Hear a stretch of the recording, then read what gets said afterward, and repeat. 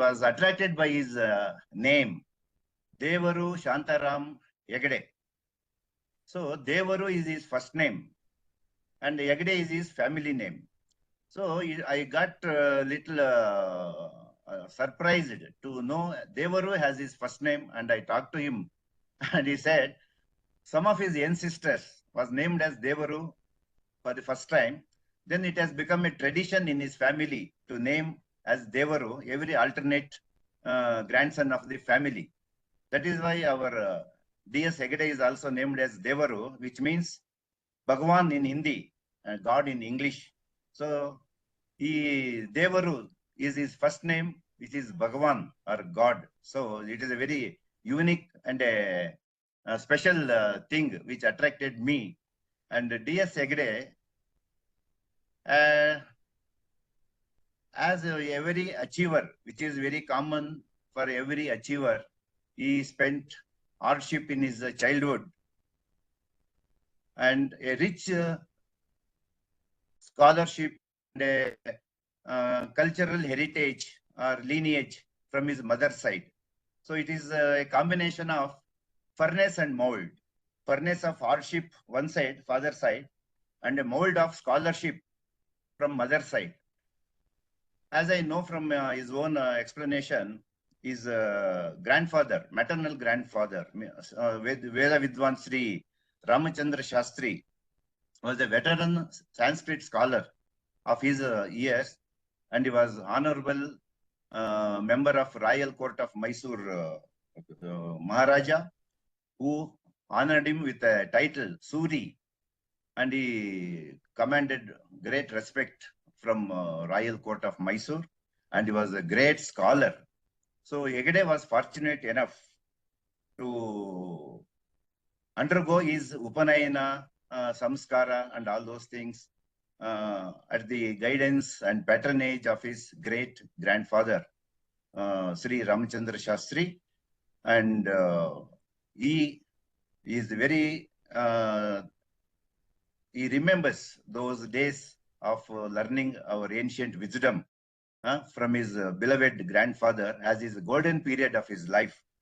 So it has influenced him to the great extent, and I think sowed seeds of his desire or lust for learning our ancient Indian wisdom from his grandfather, and it was ably supported by his maternal uncles, who were also highly educated and scholars.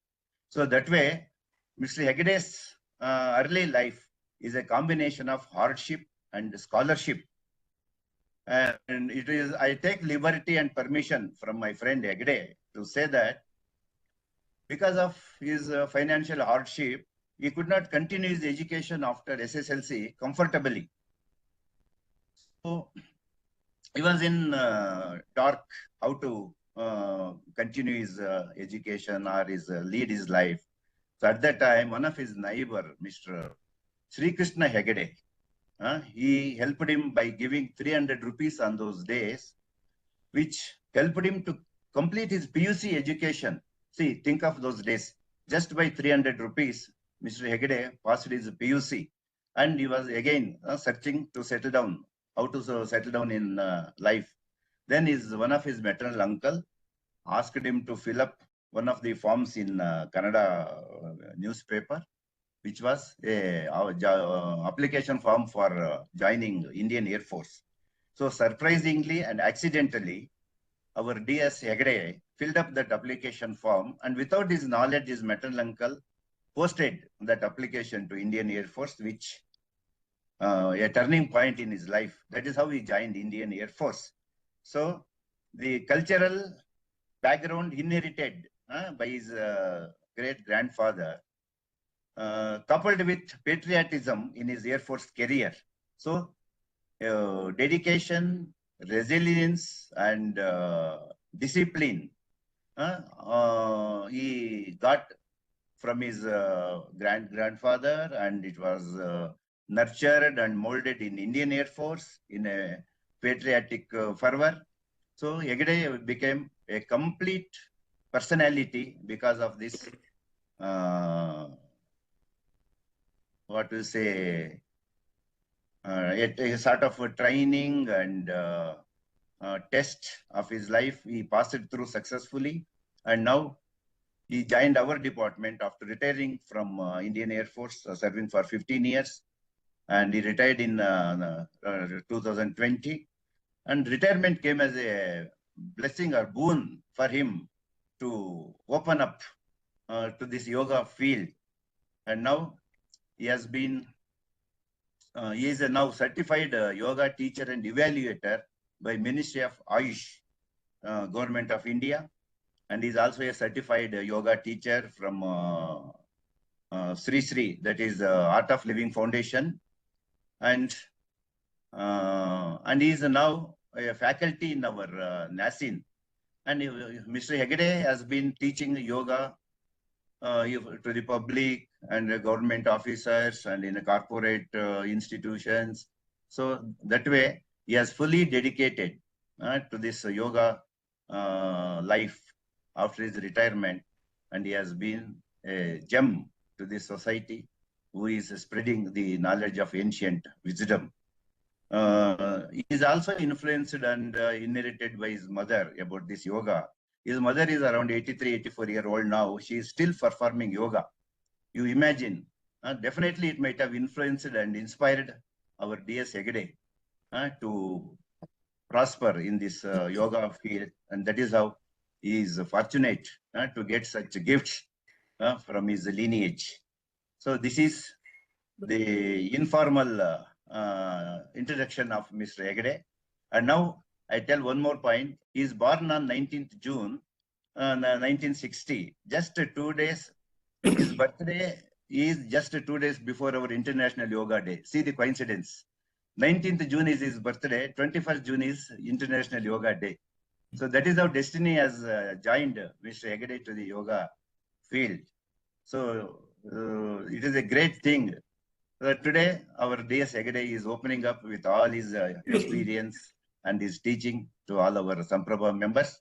Once again, I welcome DS Hegde with love and affection, and I request all the members to carry the precious message from our DS Hegde. Thank you all. Over to you, Mr. Hegde. So thank you, Sri Bharatal sir, for elaborate introduction, which is more than requirement. I also welcome all the participants of Samprabha team and President and Secretary, everybody, for this event. And without losing much time, let us start with before that, I am lucky enough to occupy this hot seat on the day of our Silver Jubilee celebration.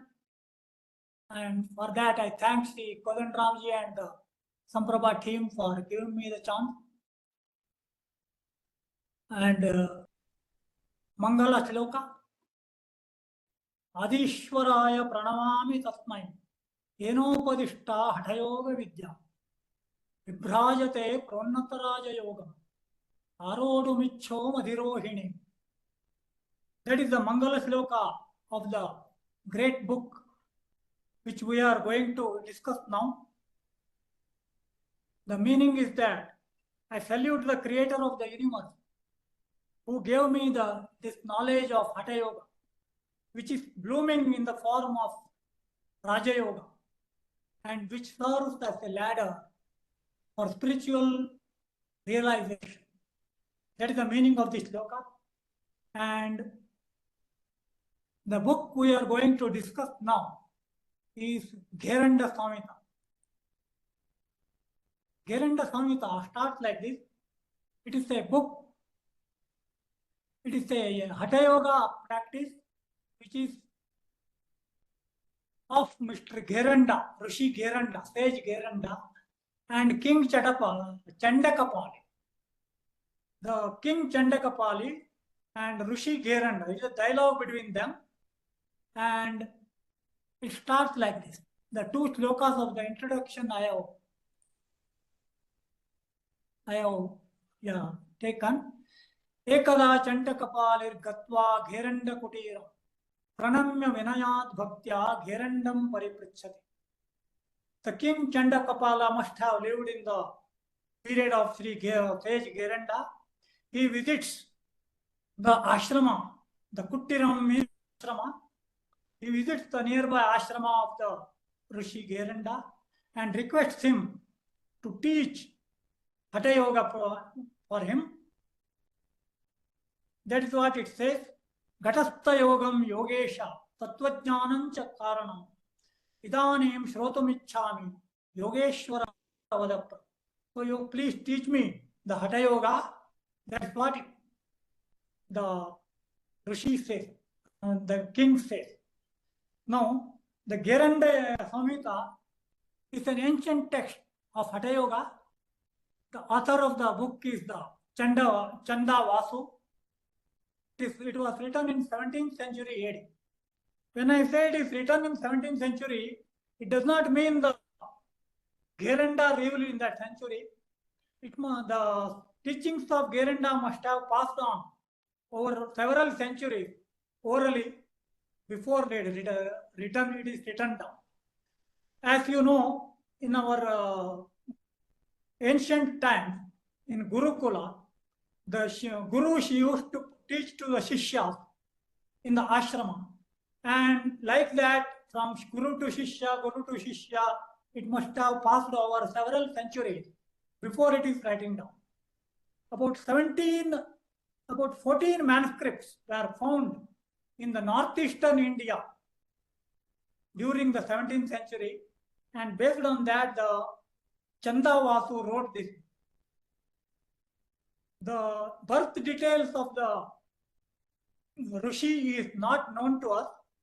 Only thing we know is in the manuscript it is mentioned that Jale Vishnu, Tale Vishnu. And somewhere in some places the Lord Narayana is also mentioned, which indicates that Sage Gheranda must have followed the Vaishnava philosophy. And he is an accomplished Hatha Yoga. That much is only known to Rishi Gheranda. And King Chandakapali lived in the kingdom parallel to the age of Gheranda. So the book which now I am referring is a discourse by Swami Niranjanananda Saraswati. This discourse was written in 1992. So moving forward, Gheranda Samhita is a Saptanga Yoga, a 7-limbed yoga. It is not compulsory that the yoga should have only this many limbs or this many stages. It depends upon the teacher or the sage who will set how many limbs should be there. Depending upon the requirement at that particular period, the sages will set how many limbs should be there for his yoga teaching. So, for example, we see here this Gheranda Samhita is a Saptanga Yoga, and Patanjali Yoga Sutra is a Ashtanga Yoga, which we are taking up later. And similarly, the Goraksha Samhita, Shashta Yoga, is 6 limbs. And Hatha Ratnamali and Hatha Yoga Pradeepiva, all these are ancient texts on yoga. They follow Chaturanga Yoga. Like that, different teachers have set out different limbs of yoga. And now we are taking 7 limbs of yoga. So what are the 7 limbs? Shatkarma, Mudra, Pratyahara, Pranayama, Dhyana, and Samadhi. These are the 7 limbs of this Saptanga Yoga. So moving forward, this yoga of Gheranda Maharshi is known as Ghatastha Yoga. A lot of explanation is required to understand this. What is Ghatastha Yoga? Ghata means basically a pot, mud pot. Okay. The shloka says, Amakumbha Yavabhyasto Jiryamano Sadagataha Yoganalena Sandahya Ghatashuddhim Samachare. That means our body invariably will decay in the earthen pot which is not baked. So, like a pot, it will decay if it is not baked. If a baked, unbaked pot is kept in water. So our body should be tempered in the fire of yoga to purify. That is the meaning of this control of mind through the medium of body. Sharira madhyam khalu dharma sadhana. That is the basics of it. Is yoga. Now, when I say pot or ghata, a picture of a soil pot comes to in our mind. So when I say pot, when we see pot from outside, we see the shape of it, and inside what is filled we don't know. Similarly, the same principle should be compared with the ghata. Here, Gheranda compares the ghata to our sharira. So here the ghata means sharira, our body. When we meet our body, when we say somebody, when we meet some person, we see from him from outside. He is dressed nicely, good person, tied up, looks nice. But what is inside the person, nobody knows. We don't know what is inside him. The ego, the jealousy, the temperament, the love, hatred, everything is filled in his body. So, to suppress the negative energy in the body and to wake up the positive energy in the body, Sage Gheranda suggests the Ghatastha Yoga. So that is the meaning of this, Ghatastha Yoga. Ghatastha Yoga, when you read Ghatastha Yoga based on the body, it initially purifies our mind and later on it cleanses our mind and prepares the mind for the inner thinking of our mind. That is the meaning. So Sage Gheranda says that body and mind are together. They are not different. Body and mind are together. Okay. The diseases in the body will create disorders in our mind. Similarly, disorders in our mind will create diseases in the body. Physically, if I am not well, I have a fever, I have a headache, I have a BP, I have a diabetes, my mind is not working properly. It is not thinking. Forget about the spiritual thinking. It will not be able to think about our day-to-day life when we are ill. So physical disorder create mental diseases. Similarly, if I am having headache and if I am having anger, and when I am having angry, somebody has blamed me, I am upset, that time my BP will shoot up. I may be prone to diabetes. I have headache. My acidity will increase. So like that, mental disorders are creating physical disease. So both mind and body are related. So when you do Ghatastha Yoga, based on body, when you do yoga, it will first purify our body. And in turn, it will eradicate the mental disorder. Mind will become calm. You are able to think more. You are able to perform your duties in a better way. And further, you are able to think about inner self in a better way. So when mind and body are calm, when mind and body are together, my mind is working better. It means that is the point the Ghatastha Yoga has started. That is the meaning of this Ghatastha Yoga in brief. Now, moving further, the definition of yoga says that it is the union between individual consciousness and cosmic consciousness or universal consciousness. Okay. So, the sage Gheranda sets out 4 stages in the process of achieving yoga, achieving realization. Jijnasu, sadhaka, yogi, even. I don't know anything. I want to learn yoga. I become jijnasu, seeker. I have the hunger for knowledge. And I will go to the teacher, the sage, or ashrama, or any teacher. I want to learn the yoga. I start learning. I become sadhaka. And in the process, I learn the yoga. I start practicing it. I become yogi.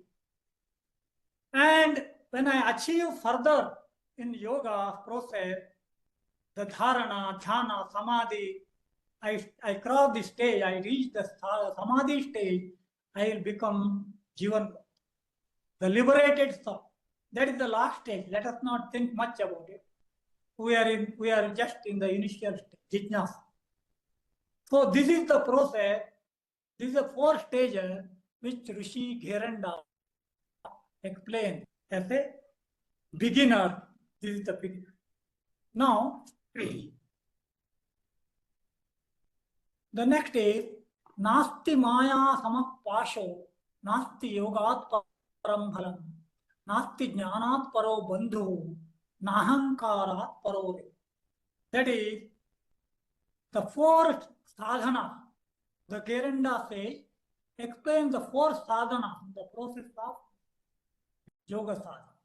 Nasti Maya Samapasho. There is no fetter like delusion. In this stage, we are fully immersed in the worldly enjoyment. We are not moving forward. Nasti yogat param.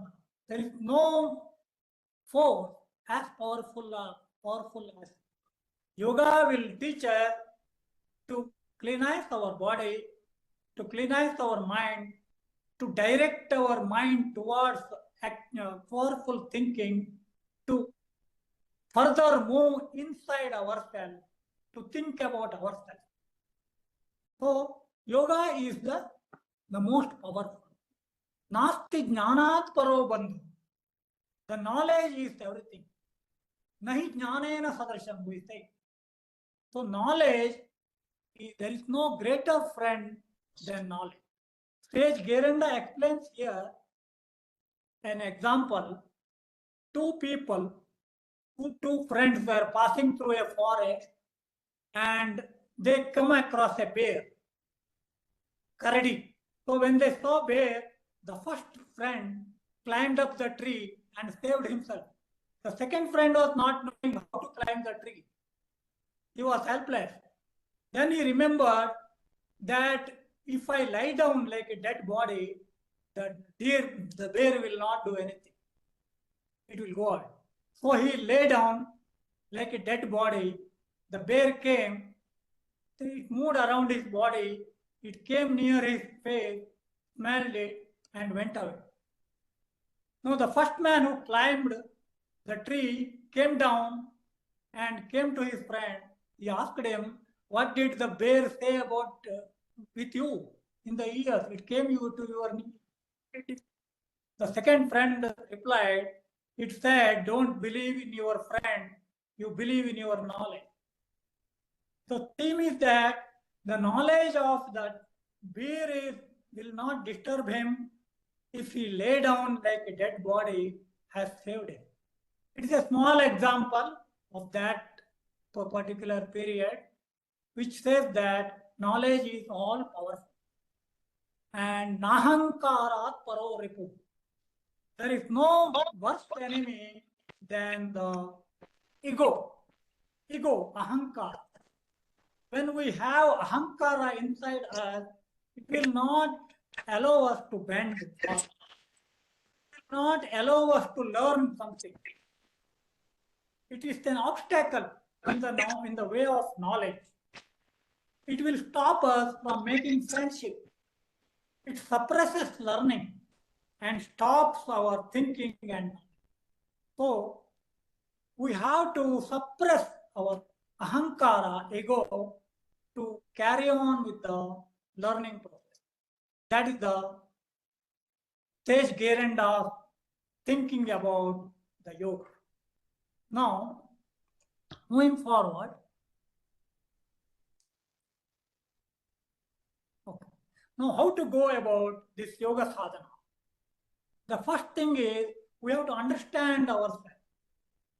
When we have to understand our both body, the limitations of body, let us not compare with one another. Every body is a distinct person. Each body is having positive and negative things.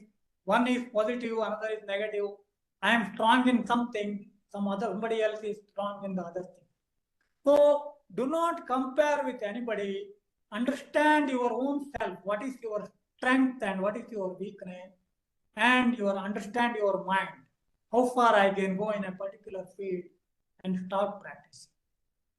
Then the second thing is anukrama. Follow a certain particular sequence in the life as well as in the yoga. First, you have to, for example, first initially you have to do one sukshma vyayam, then go to asana, then do pranayama, meditation, like that. The sequence only you should. Doing meditation first and going to asana is wrong. So that sequence should be followed to achieve the correct result. Then gamana, attention is a very more important thing. We have to give attention to what we are doing. Think one thing at a particular time. If I am doing asana, I should think about that asana. I should think about how my body is doing it. Anything is wrong, correct it. Watching TV and doing asana is not okay. So anything, if you are doing two works at a time, it will be contradictory and both work will not give good. Gamana, you have to give attention. Then the practice should be gradual and slow. Suddenly I want to go to jhana, meditation.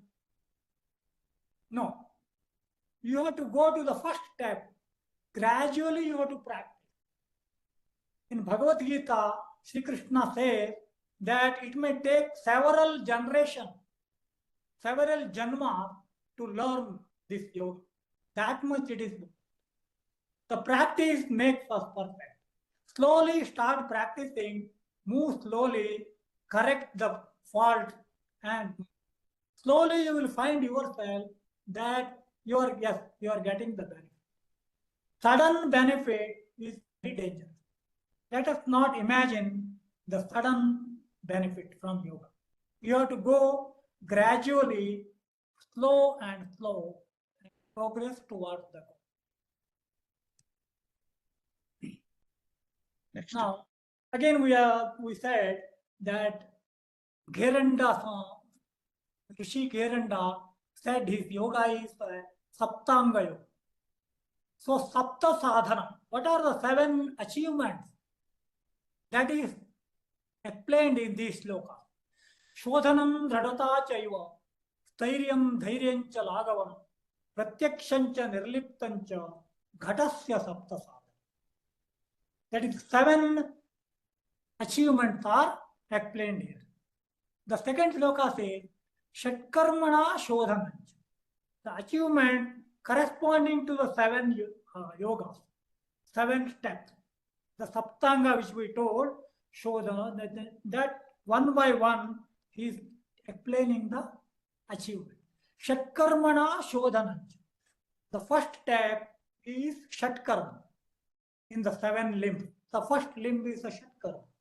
So Shatkarma will purify our body, through which body can be made pure, free of diseases. Then asanena bhavet drida. By doing asana, our body will become strong. By practicing asana, physical strength will be there, firmness will be achieved. Then, mudraya sthirata chaya. Stability. By doing mudra, we get a stability of. So, Mudra Shastra says that our body creates lot of energy during yoga process. That's why when rishis sit days together, months together, years together in a forest by doing yoga, the lot of heat, lot of energy, internal energy is created. Next. And it is said, Mudra Shastra says that the energy dissipates through the tip of our fingers. So Mudra Shastra says when you do different mudras, the energy is recycled. It is coming back to our body. Different mudras will have different benefits, but ultimately the energy is, when you practice mudra, prana is pulled back. That's what Mudra Shastra. That is Mudraya Sthirata Chaya. The next is Pratyaharena Dhirata. Patience is achieved by practicing Pratyahara.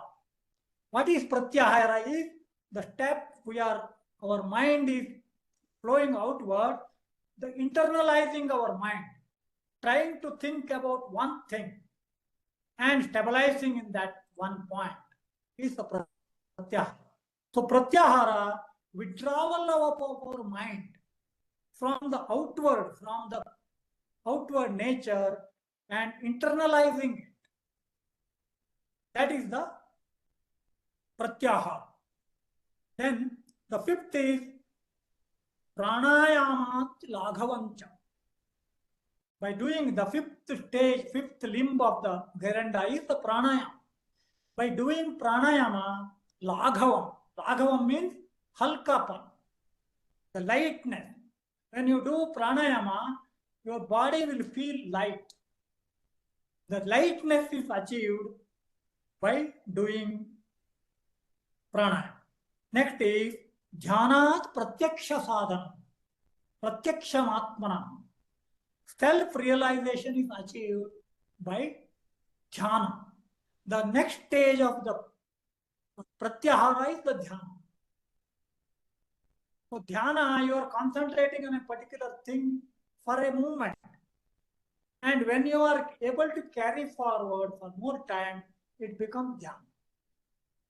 So it is a very vast subject. I'm just telling in a sentence. It has a different ways of meditation also. So now we'll limit ourselves to understand that meditation is concentration in one point, stopping our mind from going outward to the nature. That is Dhyanat Pratyakshanatma. The next is Samadhina Nirliptancha Muktirevacha Nasamshaya. Ultimately, when you reach Samadhi, you are getting a sort of detachment from the world. You are not bothered what outsiders are telling you, what is nature is there. You are internalizing fully the last stage of dhyana. That is Samadhi. Okay, it is behind our imagination how the Samadhi occurs. But that is the thing. The ultimate aim of yoga is to achieve detachment from this world. That only the achievers of the great munis will be able to do it. So, Samadhina Nirliptancha Muktireva Nasamshaya. That is the, in brief, the Saptanga Yoga. Now, coming back to the 7 limbs, the first limb I am just explaining what are the Shat Karmas. Dautir Basti Tatha Neti, Laulaki Trataki Tata, Kapala Bhatis Chaitan, Shat Karmani Samadhi. The 6th limb, the 6th way of doing Shat Karma is Dauti, Bhakti, Neti, Nauli, Trataka, Kapalabhati. These are the 6 things, and these 6 are having again sub. The dhauti is of 13 times. 13 ways you can do dhauti. We will not go into the details of it. It's a practical thing. The bhakti has 2 times. Neti 1 time. Nauli, Trataka, Kapalabhati you can do in a 3 ways. Like this. Out of this, I think I am following Trataka I am doing, Kapalabhati I am doing, Nauli I am doing, and in dhauti I am doing the Agnisara Kriya. So the 4 I am following. So next moving to dhauti. We said there that it is having 13 different ways of dhauti. The mainly dhauti, danta dhauti, hrud dhauti, and mula shodha. Again, they are subdivided into Vatasara, Varisara, Vannisara, Vaishkara. Here the Vannisara is our Agnisara, the moving the stomach side by side. That Agnisara. So Danta dhauti, they are the easier ones. We also do it. Danta Mula.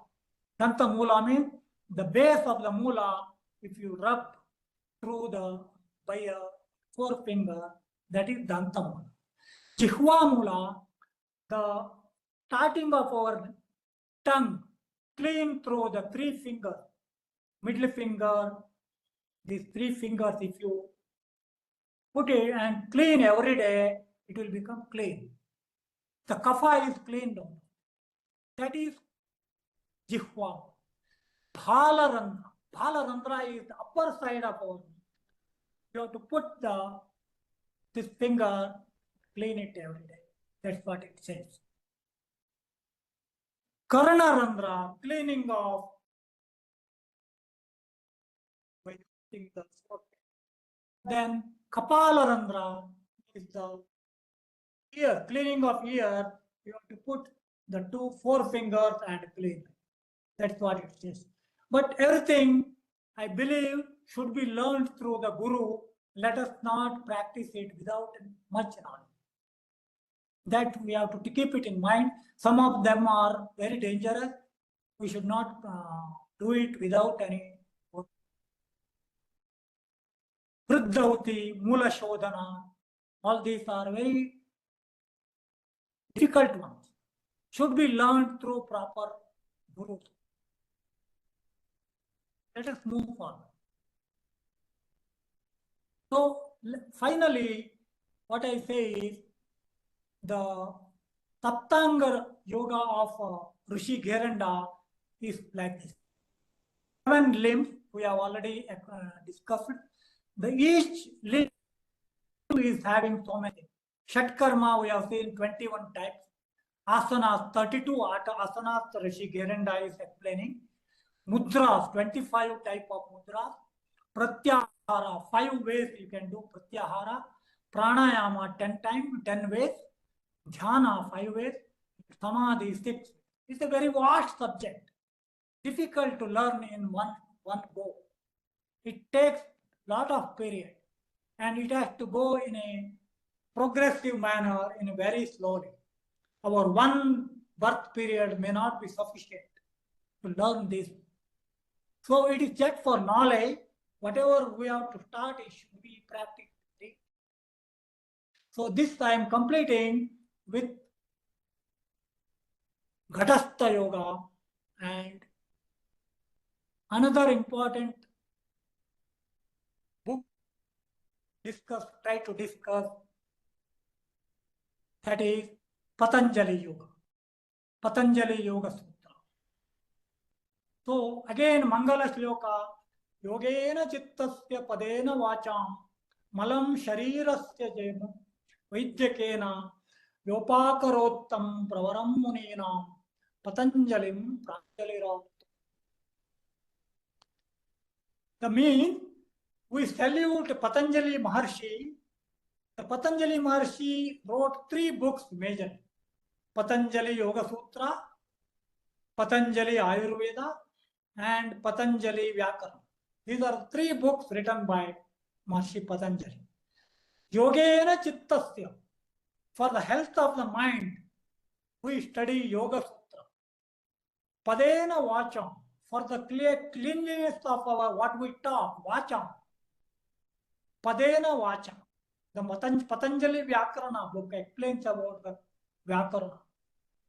And Malam Sharirasya cha Vaidyakena. The Patanjali Ayurveda. Vaidyakena.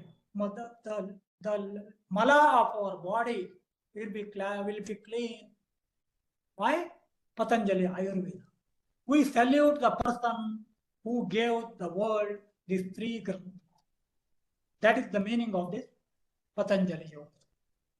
The moving forward, Patanjali Yoga Sutra has 195 sutras together in Sanskrit. It is a one line, all are one line sloka.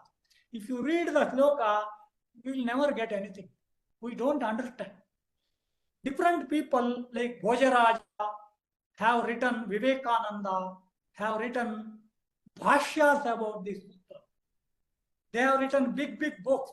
The original Yoga, Patanjali Yoga Sutra, I'm having with me is in Kannada. It is explained in Kannada also. I carry with me always. It's a small book with mentioning the sutra and explaining 1 or 2 pages about each sutra. I must have read many times and not able to understand. Some sutras I have understood, which I am going to explain to you. So, it is divided into 4 padas: Samadhi pada, Sadhana pada, Vibhuti pada, Kaivalya pada. And respective padas have this many slokas. Altogether it will come to 190. That is the introduction. Now, out of the 195 sutras, let us discuss some of the important sutras. Out of that, the first sloka is Atha Yoga Anushasanam. Now the yoga teaching will start. That is the first sloka. Next, Yoga Chitta Vritti Nirodha. This is a very important sloka of the Patanjali Yoga. One important sutra. Yes, sir? Anything? Yeah. Yoga Chitta Vritti Nirodha. Good explanation is required here to understand this. Yoga, what is Chitta, what is Vritti, and what is Chitta Vritti Nirodha? If we divide it in Chitta Vritti Nirodha, if we imagine a man sleeping with eyes open, some people do, we know. Eyes open, the things, the object is there in front. Maybe if he is sleeping upside, the fan is there, the eyes are there, eyes are open, retina is complete, but he is not looking at anything. He is not seeing, he is sleeping because he is sleeping. What does he mean? Because he is sleeping, the mind is disconnected from the connection of our brain and nerves. So that means eyes are not the primary instrument for viewing. The primary instrument is mind and the nerves and the brain, which is there in our head. So when the mind is connected with the eyes and with the brain and nerves, the cycle is complete. So mind stuff, we say, the brain and the mind and nerves. Mind stuff. When it is connected to eyes we say it is Indriya. Panchendriya, we know. One of the Indriya. So the first thing is the object should be there. It is a suggestion, outside suggestion it is. The object, any object, anything, book, fan, mobile, pen, anything. It is there in front of us. The eyes are open. The 2 things are not sufficient. The third thing is required, which is the mind attachment. So when mind is connected to the brain center or the nerve center, the circle is complete and the mind acts. When mind acts and takes the suggestion to the internally, it travels all the way to our mind and suggests to the person which is known as buddhi. We call it buddhi. The buddhi, the suggestion is taken by the mind to the buddhi and buddhi reacts. The reaction of the buddhi and action of mind create a suggestion to the Purusha who is behind the mind and buddhi. We say Purusha, ultimate myself. So the Purusha acknowledges, yes, there is a fan. So like that, the complete action is over when object is there, eyes are open, the mind is connected to the brain center, and buddhi reacts, and Purusha is the object. This is the way the cycle is complete. Here, the buddhi is a suggestion. The buddhi is it creates the knowledge or thought. It creates thought. Thought is presented to the Purusha. Purusha and Prakriti, we know. Prakriti is outside suggestion and Purusha is ourself. So when Purusha understands Prakriti, because of this action and reaction of mind stuff and Indriyas. Indriyas are a secondary things, and mind is the primary thing. So first there is an instrument, then there is a mind organ, and then there is a mind attachment, and cycle is complete. The idea of buddhi flashes and thought is created. Purusha, the real self, acknowledges the, perceives the object. That is the thing. Now, what I was reading is a book from Swami Vivekananda. Vivekananda explains this process by giving an example of a lake. A man is standing by the side of a lake. He picks up a stone and throws in the lake. So what happens? The stone goes inside, but the water is thrown up. The wave is created. The ripple, the wave is created and it's moving outward in all the directions. So when the waves are there, you cannot see inside the water. The stone or the bottom of the lake, you cannot see when the waves are there. So when the waves have subsided, water is clean, waves have subsided, and it has become calm. If I peep through the water, I am able to see the bottom of the lake. So Vivekananda says that the lake is the Chitta Vritti. The mind stuff is the lake. And the waves created by throwing a stone, the vritti. And the bottom of the lake is the self. So to look at ourselves, this thing is compared to our Purusha. So look at our inside, the waves should be subsided. If waves are there, you cannot look at the bottom of the lake. Similarly, when the vritti is what we said earlier, the Chitta Vritti, here the mind stuff is the Chitta Vritti. The brain, the mind and the brain and the nerve. Chitta, they are called Chitta, the brain. Chitta. Then Vrittis are the waves created by action and reaction of the mind and buddhi, the wave. From the outside suggestion. Outside suggestion is very vast. We see the crores of things are there. So whatever mind sees, the mind is flowing outward, you get the reflection to the Purusha. So when these things are happening, when mind is flowing outward, you cannot think internally. The waves are there. waves are thrown at the mind. So these waves should be subsided. So when waves are subsided, my mind becomes powerful. It has to internalize. It has to think of the next stage.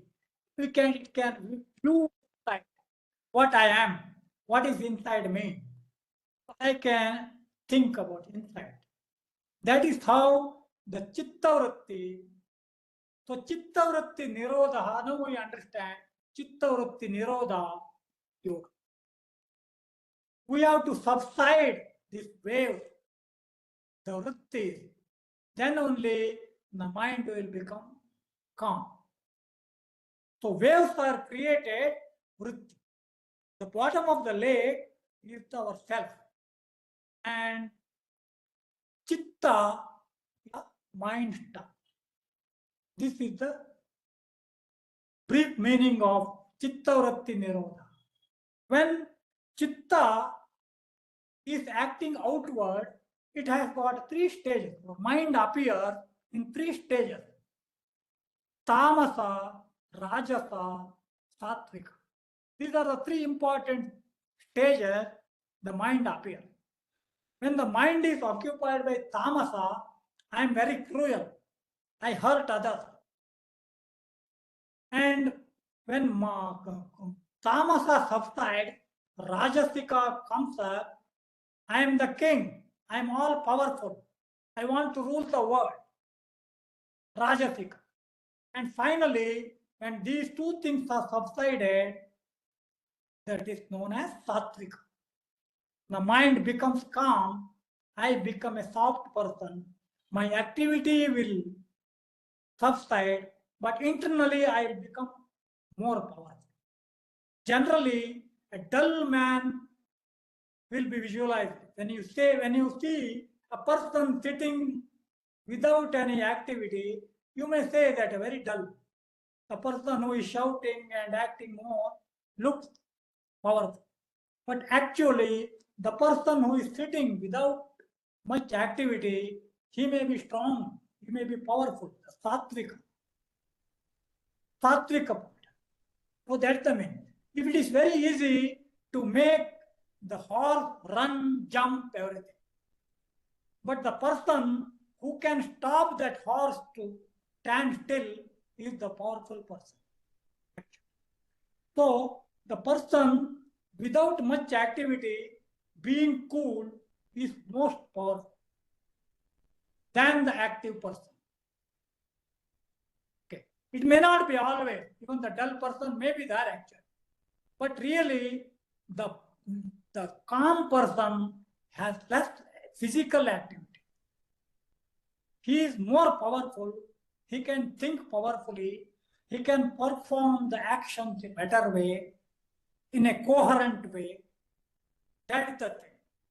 So, generally, the mind naturally has the tendency to look inside. It is internal, it tries to internalize. But the suggestions outside, the indriyas, what we say, nose, eyes, ears, skin, everything, the panchendriya, they are trying to make the mind to draw outside. So when the mind is drawn outside, the waves are created and the mind becomes occupied, preoccupied with the outside suggestions. And we are enjoying the universe. The entire universe is a suggestion. So it is thrown towards the mind. When mind acts and buddhi reacts, we are occupied with the universe. Here, now, its original mind, the original way is to internalize. So, by doing yoga, if I can make my body pure and my mind strong, I am able to look inside. My mind is internalized. That means that is the first stage in you. I think I made it clear. There will be a lot of doubt. It's a very vast subject. And this is the brief about Chitta Vritti Nirodha. Then the next sutra I am taking is Abhyasa Vairagyanam Tannirodha. So what do I say? Abhyasa and Vairagya. The first thing when I start yoga, my mind may be concentrating in a particular thing for a few seconds, for a fraction of a second initially. For a few, I am not able to sustain. Again, the mind will go away. It is flowing outside because of the outward suggestion.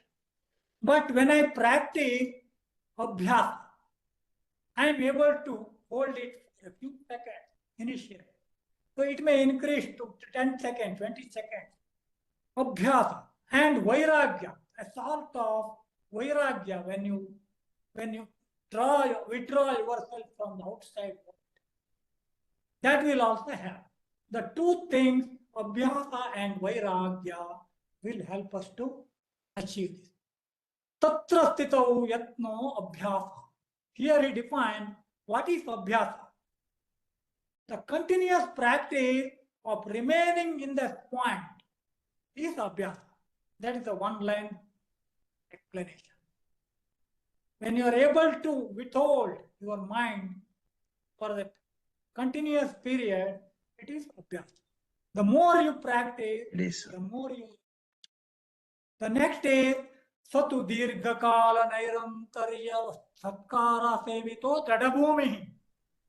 I am able to make it Dradabhumi, that practice Dirghakala. The three things. Practice must be for longer period. Practice must be continuous. Practice with respect. This is third thing is very important. You should do it with respect. What do you mean with respect? You have to concentrate on that. You should have positive attitude towards what you are doing. That is the respect you have to give to respect. So that is Dirghakala, I'm Dridhabhumi. These are the, I'll go in very briefly, time is going up. Vyadhisthana, these are the 9 things. These are the 9 things of we come across during the practice of yoga.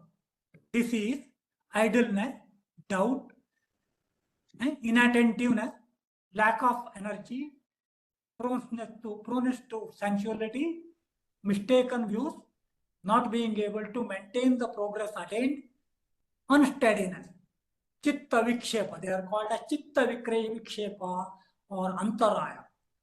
We have to overcome these 9 obstacles to achieve the yoga.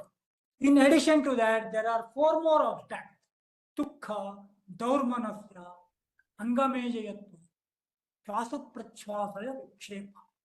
These 4 things again: distress, depression, nervousness, and labored breathing. These are the Chitta Vikshepa.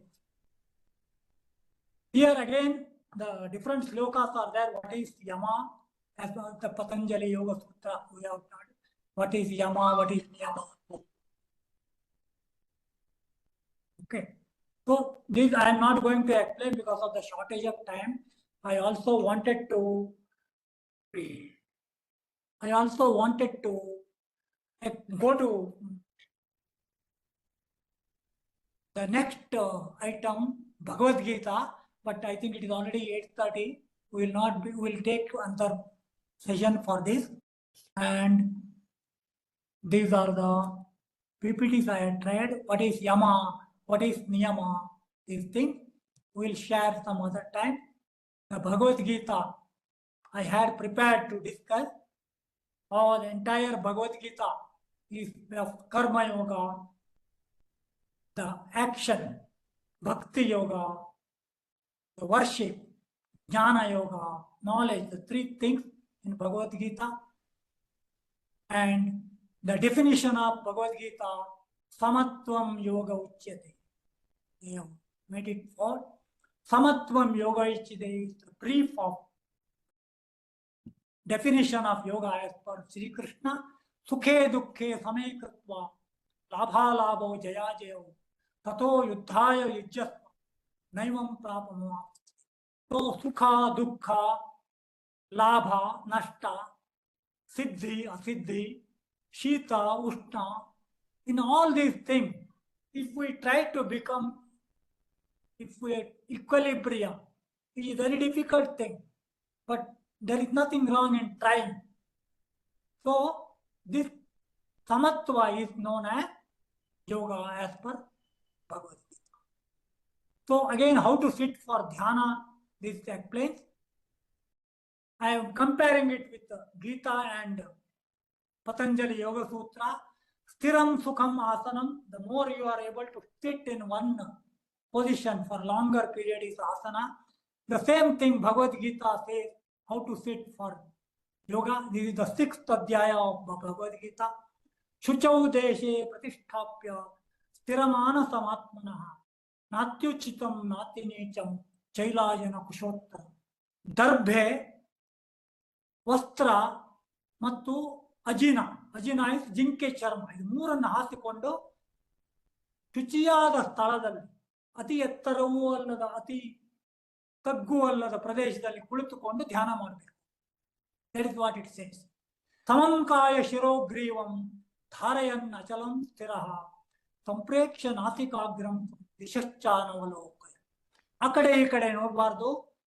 ಸಮಂಕಾಯ ಶಿರೋ, ಕುತ್ತಿಗೆ ಮತ್ತು ಶಿರ ನೇರವಾಗಿರಬೇಕು.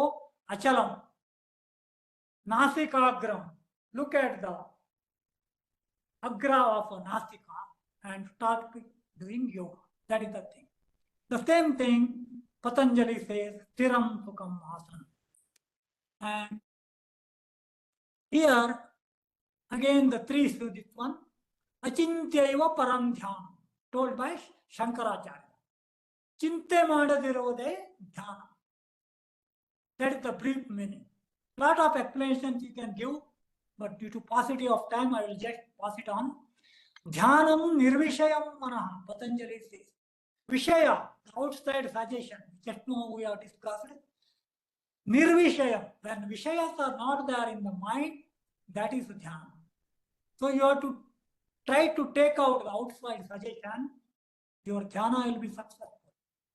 And this sloka which I am mentioning, I remember one of the great Pandit scholar is Kundur Nagendra Bhatt. He is my relative actually. When I went to his house, I always tried to discuss yoga with him. He told me this sloka. Jayettu manasa mantram jihvashtam navichalaye nakampayet shirogrivam dantannaiva prakashe. So while doing dhyana, what you have to do? Jayettu manasa, ಮನಸ್ಸಿನಿಂದ ಮಂತ್ರವನ್ನು ಜಪಿಸಬೇಕು. ಜಿಹ್ವಾಷ್ಟಂ ನವಿಚಾಲೆ, ನಾಲಿಗೆಯನ್ನು ನಾಲಿಗೆ ಬಾಯಿ ಮುಚ್ಕೊಂಡಿದ್ರು ಕೆಲವು ಸಲ ನಾಲಿಗೆ ಒಳಗಡೆ ಹೊಡ್ಕೊಳ್ತಾ ಇರುತ್ತೆ. That should stop. You should not move your tongue. ನಕಂಪಯೇ ಶಿರೋಗ್ರೀವಂ, again what is told by Bhagavad Gita. ಶಿರ ಮತ್ತು ಕುತ್ತಿಗೆಯನ್ನು ಅಲುಗಾಡಿಸಬಾರ್ದು. ದಂತಾನ್ನೈವ ಪ್ರಕಾಶ, ಹಲ್ಲನ್ನು ತೋರಿಸಬಾರ್ದು, ಬಾಯಿ ಮುಚ್ಕೊಂಡಿರ್ಬೇಕು. This is the brief I have the Pandit Nagendra Bhatt has. He is very famous in our side. He is not there. But the great man, I always remember him when I tell this sloka. So this is the brief. Again, I have compared it. We will just skip it. What is Patanjali Yoga Sutra, and we have discussed it. I am just comparing, but how is the similarities. Again, I just mentioned how you senior people, most of us are senior people today attending the yoga session. Yogas for senior. We have to practice by doing small sukshma vyayam, warm up, and then go for only easy asana because we are above 60.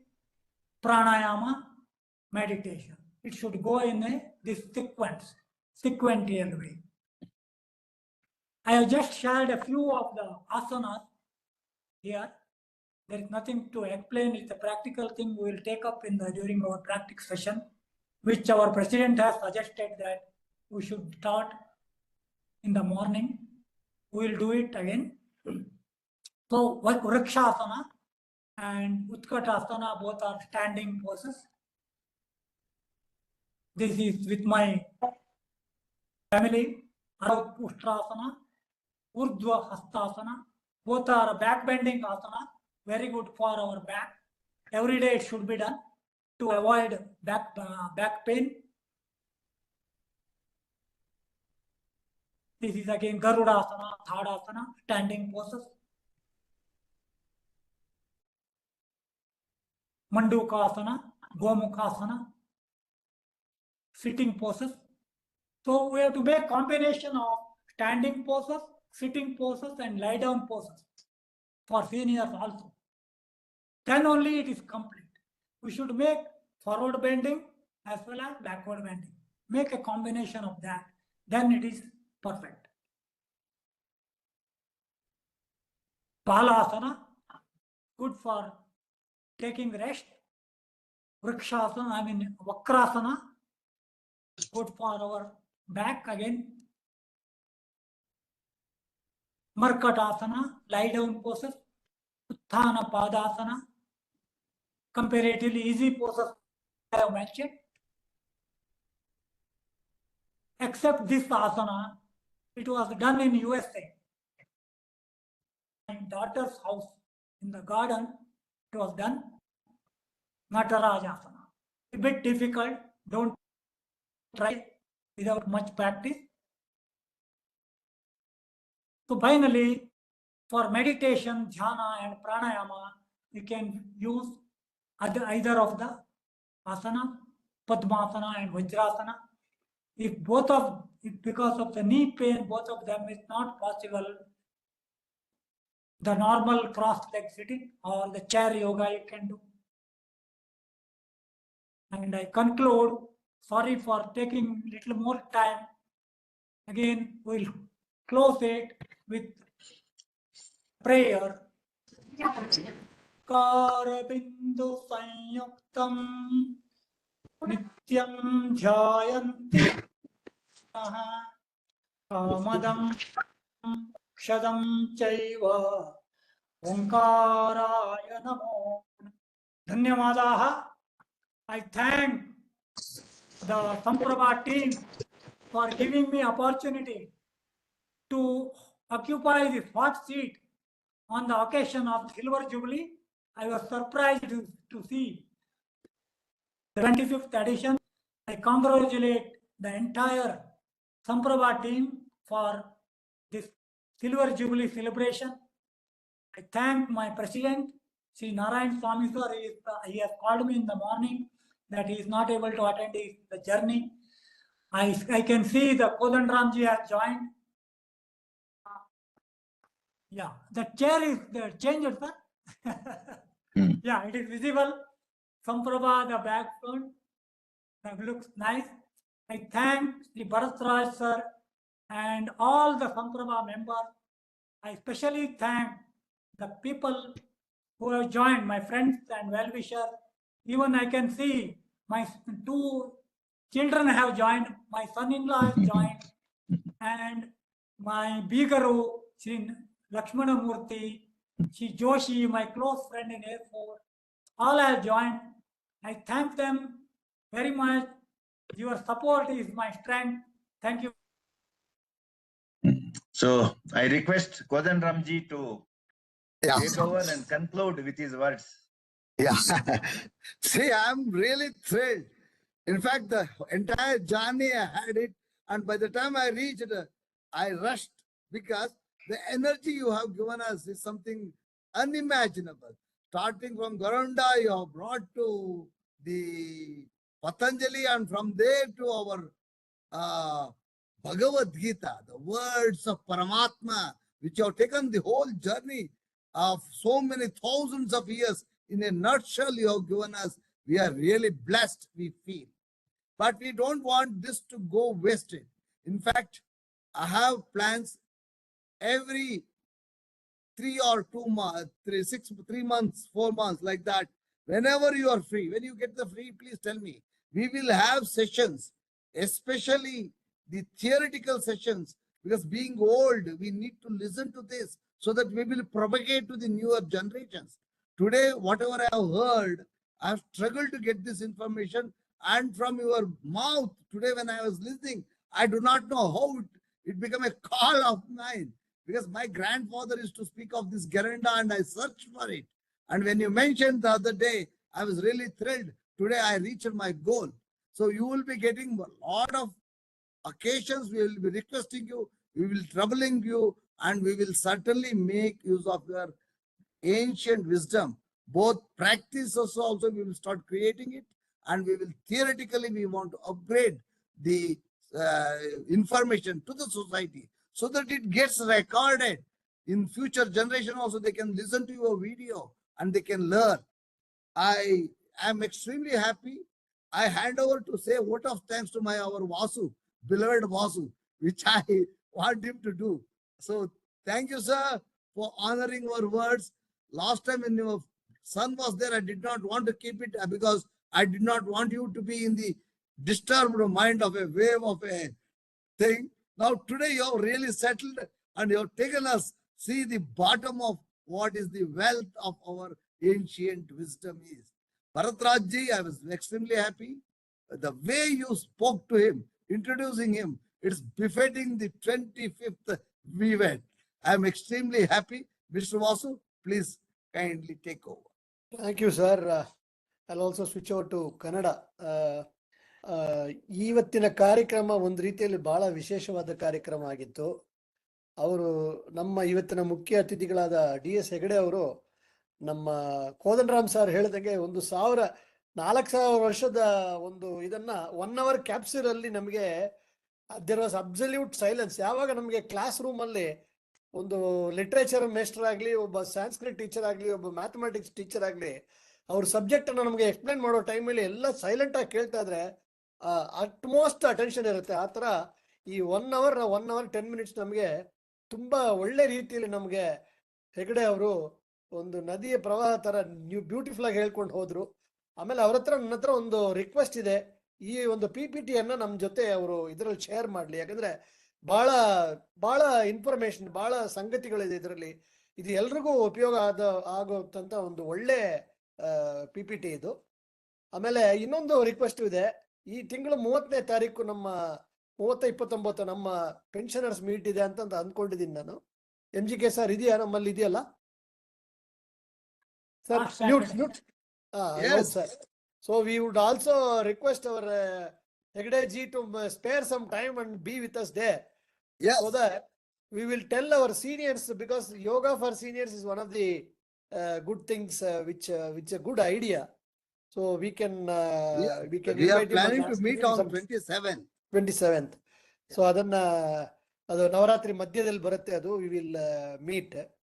So I am quite sure that so many of our friends today who have been a part of this Samprabha 25th Silver Jubilee Karikrama would have been benefited and inspired to take up and slowly, as he said, Bhagavad Krishna Srimad Bhagavatam ಹೇಳಿದಂಗೆ it has to come over a period of practice. You cannot rush through so many things in a small schedule. Step by step we have to go. So it's a very good information and inspiring to all of us.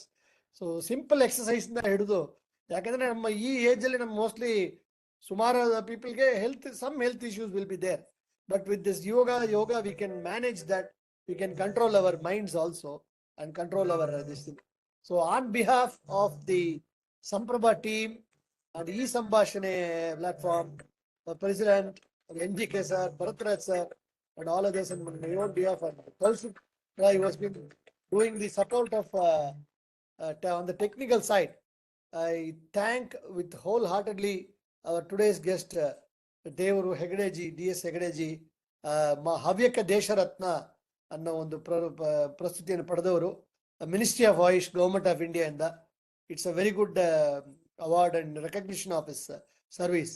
So may his services continue for many more years and let us all get benefit from him. ಧನ್ಯವಾದಗಳು sir, ತುಂಬಾ thanks. ಶುಭರಾತ್ರಿ. Have a nice day. Thank you all. Okay, sir.